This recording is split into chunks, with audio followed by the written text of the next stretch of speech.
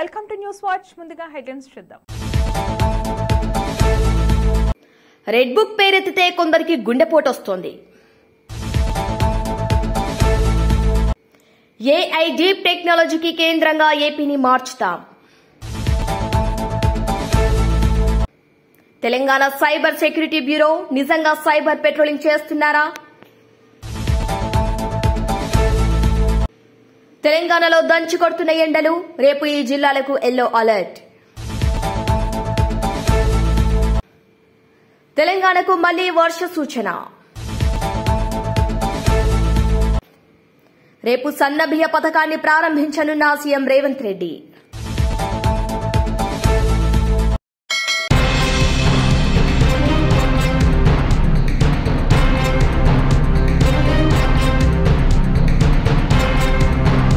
AP రాజధాని అమరావతిలో IIT Madras సహకారంతో క్వాంటమ్ వ్యాలీ ఏర్పాటు చేస్తామని 1995లో హైదరాబాద్ హైటెక్ సిటీని స్థాపించిన విధంగా ఇప్పుడు ఆంధ్రప్రదేశ్ ను ఏఐ డీప్ టెక్నాలజీతో కేంద్ర బిందువుగా మార్చుతామని సీఎం చంద్రబాబు నాయుడు అన్నారు.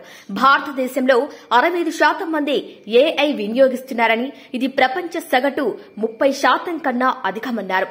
ఏఐ, క్వాంటమ్ కంప్యూటింగ్ వంటి కొత్త సాంకేతికలో విద్యార్థులు ముందుండాలని సూచించారు. చెన్నైలోని ఇండియన్ ఇన్స్టిట్యూట్ ఆఫ్ మద్రాస్ లో జరిగిన all India research scholars summit కు 2025కు సీఎం చంద్రబాబు ముఖ్య అతిథిగా హాజరయ్యారు. విద్యార్థులు అడిగిన పలు ప్రశ్నలకు సీఎం సమాధానమిచ్చారు. ఈ సందర్భంగా సీఎం ప్రసంగించారు.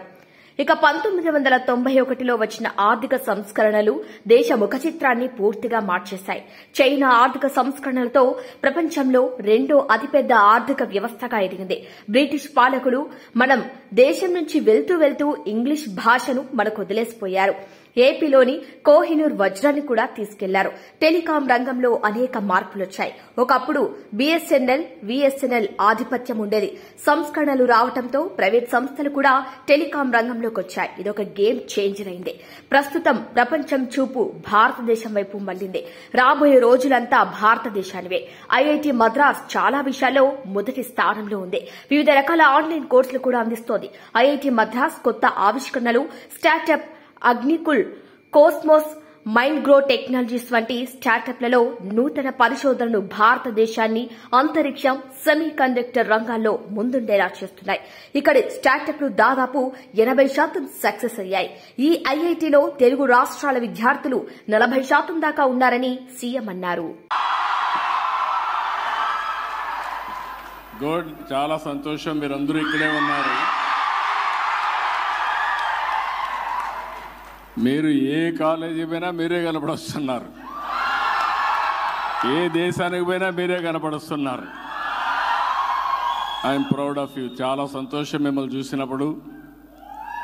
అందరిలే కల్లా మీలో ఎనర్జీ లెవెల్స్ కూడా చాలా ఎక్కువగా ఉన్నాయి. కాన్ఫిడెన్స్ లెవెల్స్ కూడా బ్రహ్మాండంగా వచ్చాయి. నేను చెన్నైలో ఏ యూనివర్సిటీ పోయినా సగం మంది తెలుగు స్టూడెంట్సే ఉన్నారు. It's a great experience. I'm proud to be Indian. అదే సమయంలో నేను గర్వపడుతున్న తెలుగువాడుగా. అదే విధంగా ఇక్కడ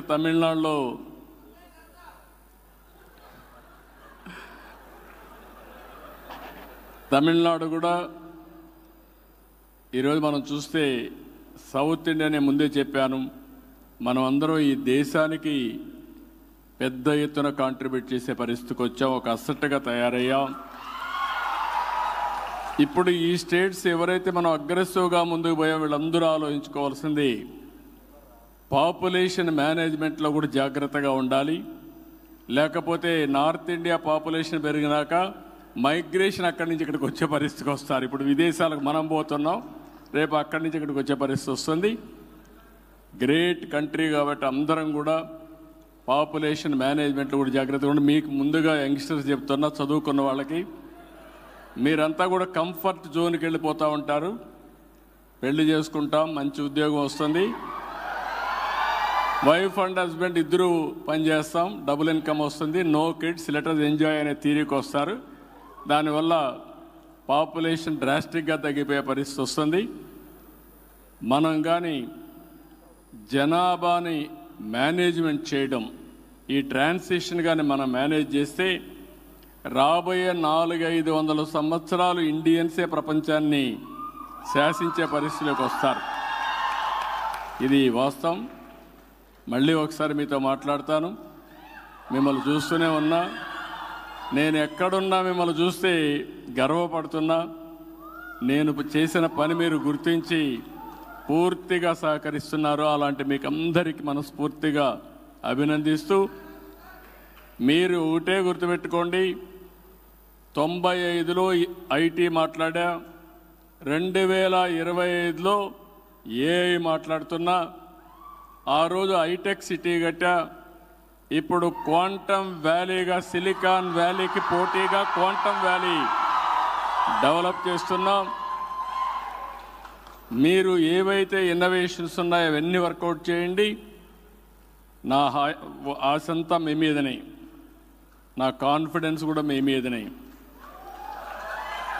రాబోయే రోజుల్లో ఆంధ్రప్రదేశ్లో ఉండే తెలుగు వాళ్ళ ఆదాయం 55 లక్షల రూపాయలు తలసరి ఆదాయం అవుతుంది.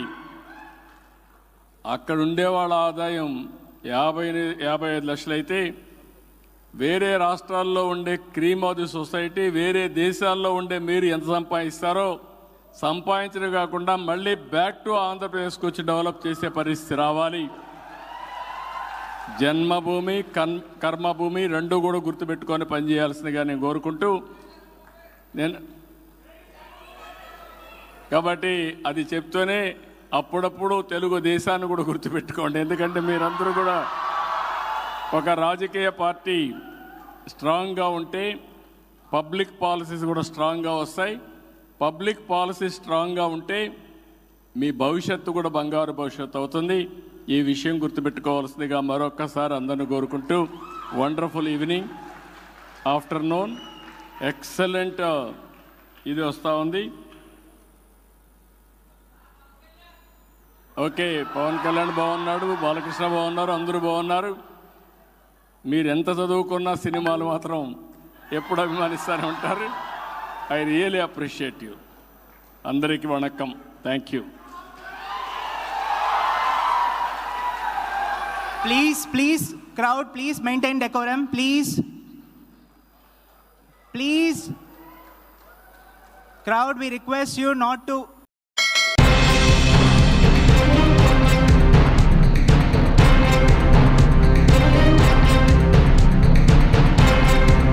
తాను ఎక్కడికి వెళ్లినా రెడ్ బుక్ గురించి ప్రస్తావన వస్తోందని మంత్రి లోకేష్ అన్నారు. రెడ్ బుక్ గురించి మాట్లాడాల్సిన అవసరం లేదని నేను అనుకుంటున్నా. ఎందుకంటే దాని పేరు చెప్పగానే కొందరికి గుండెపోటు వస్తుంది. కొందరు బాత్రూంలో కాలు జారి చెయ్యి విరగ్గొట్టుకుంటున్నారు. అర్థమైందా రాజా? అధికారంలో ఉన్నామని గర్వం వద్దు, ఈగోలు వద్దు. కార్యకర్తల కోసం అహర్నిశలు కష్టపడి పనిచేద్దామని లోకేష్ అన్నారు. రాజకీయాల్లో రికార్డులు సృష్టించాలన్నా, ఆ రికార్డులు బద్దలగొట్టాలన్నా అది కేవలం ఒక తెలుగుదేశం పార్టీతోనే సాధ్యం. 3 అక్షరాలు తెలుగు వారి ఆత్మగౌరవం కోసం తొడగొట్టాయి. ఆ 3 అక్షరాలు తెలుగు ప్రజల గుండె చెప్పుడుగా మారినాయి. అవి 3 అక్షరాలు కాదు, ఒక ప్రభంజనం. ఆ 3 అక్షరాలేంటి? ఎన్టీఆర్, విశ్వవిఖ్యాత నట సార్వభౌమ స్వర్గశ్రీ నందమూరి తారక రామారావు గారు 43 ఏళ్ల క్రితం తెలుగుదేశం పార్టీకి పునాది వేసింది అన్న ఎన్టీఆర్.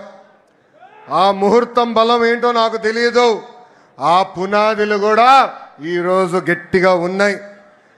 పార్టీ పెట్టిన 9 నెలల అధికారంలోకి వచ్చి తెలుగు వారి సత్తా ఏంటో ఢిల్లీకి తెలియజేసిన వ్యక్తి అన్న ఎన్టీఆర్.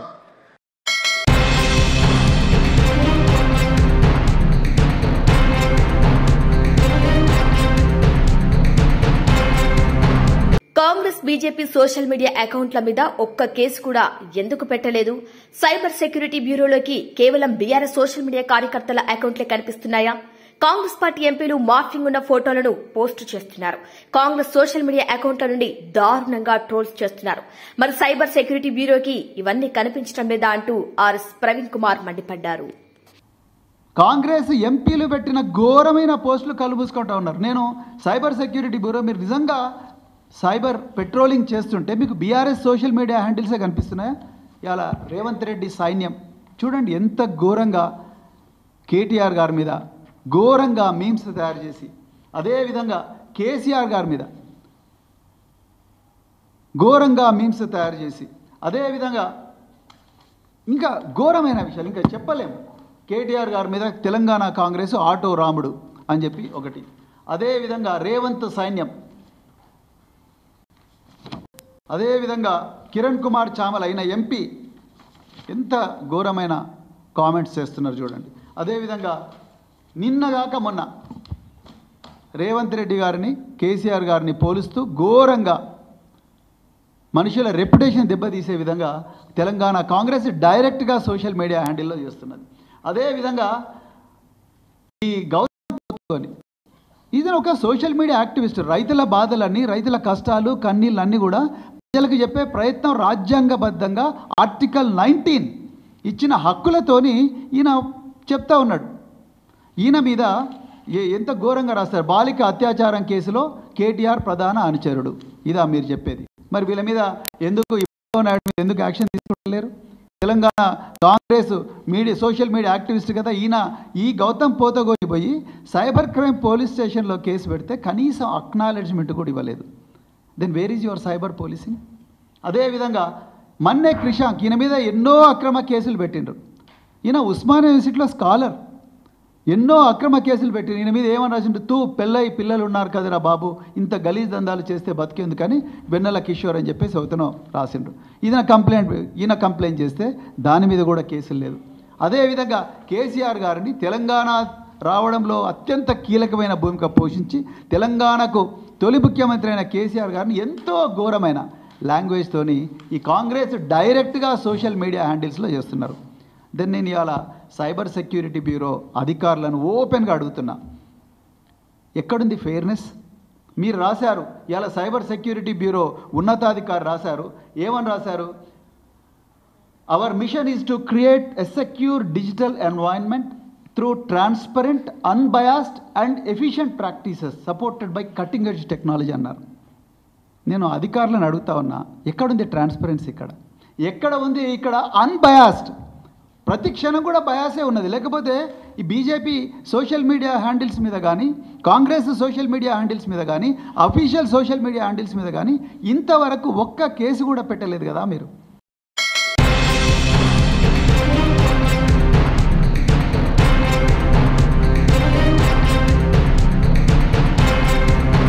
ఎమ్మెల్యే కావ్య కృష్ణారెడ్డి ఆధ్వర్యంలో టీడీపీ ఆవిర్భావ దినోత్సవ వేడుకలు ఘనంగా నిర్వహించారు.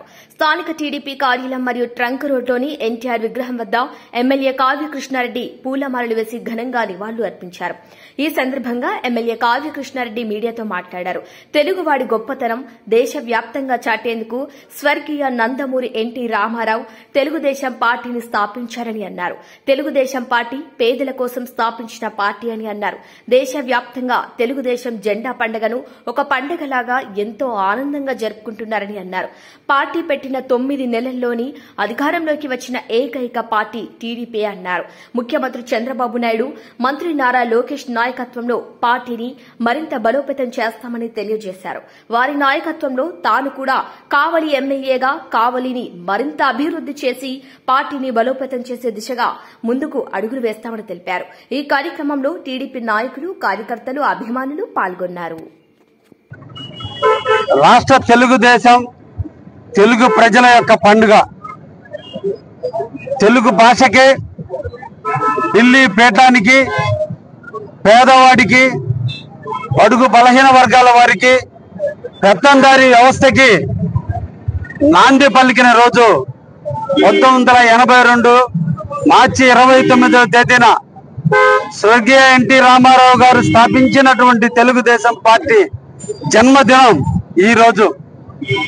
పేదల అభ్యున్నతి కోసం, తెలుగు భాష ప్రాచుర్యం కోసం, తెలుగువాడు ఢిల్లీ గడ్డన హిందీ వాళ్ళ కాళ్ళ కింద నలుగుతున్న రోజుల్లో, అంటరానితరం పెళ్లి బిక్కుతున్న రోజుల్లో, వ్యవసాయదారులు నలిగిపోతున్నటువంటి రోజుల్లో, ఆకలితో అలమటిస్తున్న ఆంధ్రప్రదేశ్లో దారిని తీర్చడానికి, ఆహారాన్ని అందించేందుకు ఆవిర్భవించినటువంటి పార్టీ తెలుగుదేశం పార్టీ.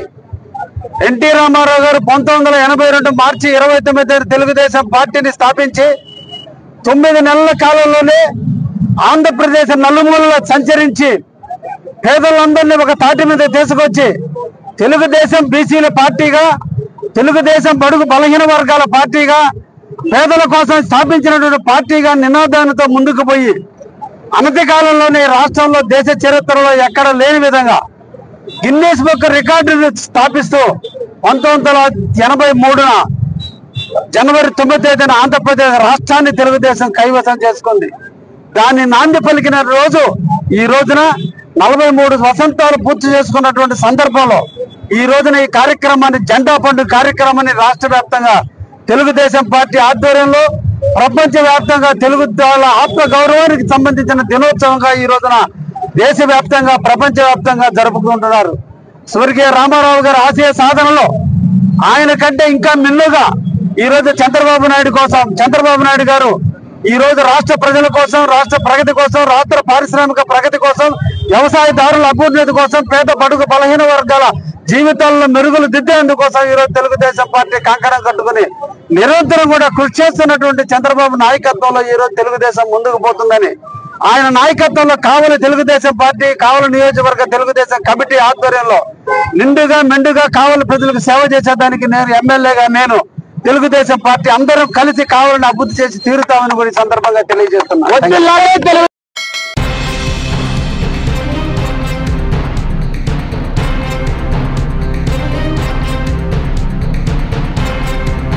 ఉమ్మడి నల్గొండ జిల్లాలో ఎండలు దంచుకొడుతున్నాయి. ఉదయం 11 గంటల నుంచి ఈ ఎండల తీవ్రత ఎక్కువగా ఉండటంతో ప్రజలు బయటికి వెళ్లాలంటేనే భయపడుతున్నారు. ముఖ్యంగా చిన్నపిల్లలు, వృద్ధులు మధ్యాహ్న సమయంలో అవసరమైతేనే తప్ప బయటికి వెళ్లకూడదని డాక్టర్లు సూచిస్తున్నారు. మధ్యాహ్న సమయంలో 40 డిగ్రీల ఉష్ణోగ్రత నమోదవుతుండటంతో ప్రజలంతా అప్రమత్తంగా ఉండాలని, అవసరమైతే తప్ప బయటికి వెళ్లొద్దని, బయటికి వెళ్లేవారు వాటర్ బాటిల్ ని తమ వెంట తీసుకెళ్లాలని డాక్టర్లు సూచిస్తున్నారు. ఎవరికైనా వడదెబ్బకు గురైతే వెంటనే డాక్టర్ను సంప్రదించాలని అధికారులు సూచిస్తున్నారు.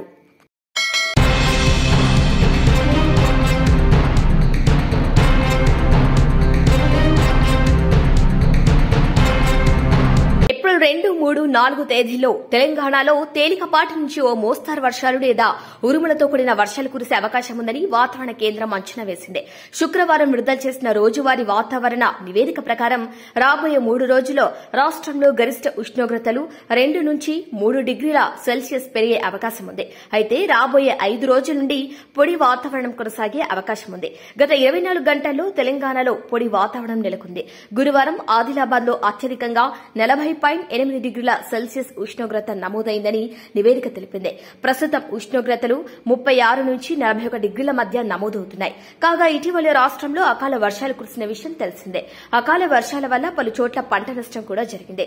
ఇక ఇదిలా ఉంటే హైదరాబాద్ నగరంలో ఎండ తీవ్రత కొనసాగుతోంది. శుక్రవారం ముషీరాబాద్ లో అత్యధికంగా 40 డిగ్రీలు, షేక్పేట్లో 39.9 డిగ్రీలు, నాంపల్లిలో 39.9 డిగ్రీలు, ఇక ఖైరతాబాద్ లో 39.9, ఆసిఫ్ నగర్ లో 39.9, చార్మినార్ లో 39.9, ఇక బండగూడలో 39.9, ఇక సైదాబాద్ లో 39.8, బహదూర్పురాలో 39.5 డిగ్రీల గరిష్ట ఉష్ణోగ్రతలు నమోదయ్యాయి. ఇక మిగతా ప్రాంతాల్లోనూ కూడా ఎండ తీవ్రత ఎక్కువగానే కనిపిస్తోంది.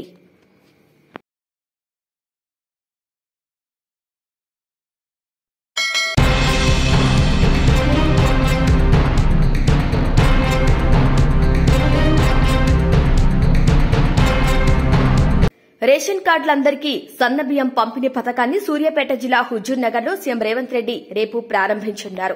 రేపు సాయంత్రం 5 గంటలకు బేగంపేట విమానాశ్రయం నుంచి సీఎం రేవంత్ రెడ్డి, మంత్రి ఉత్తమ్ కుమార్ రెడ్డిలు హెలికాప్టర్లో బయలుదేరి సాయంత్రం 5:45 హుజూర్ నగర్ లోని రామస్వామి గుట్ట వద్ద హెలీప్యాడ్ లో దిగుతారు. అనంతరం ఆ ప్రాంత నిర్మాణంలో ఉన్న 2160 మోడల్ కాలనీ ఇళ్లను సీఎం పరిశీలిస్తారు.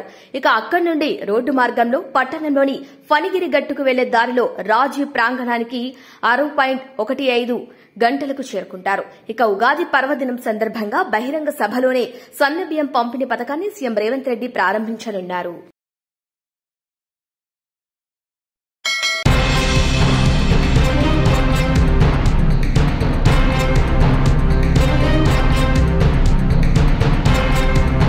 బులెటిన్ ముగించే ముందు హెడ్లైన్స్ మరొకసారి.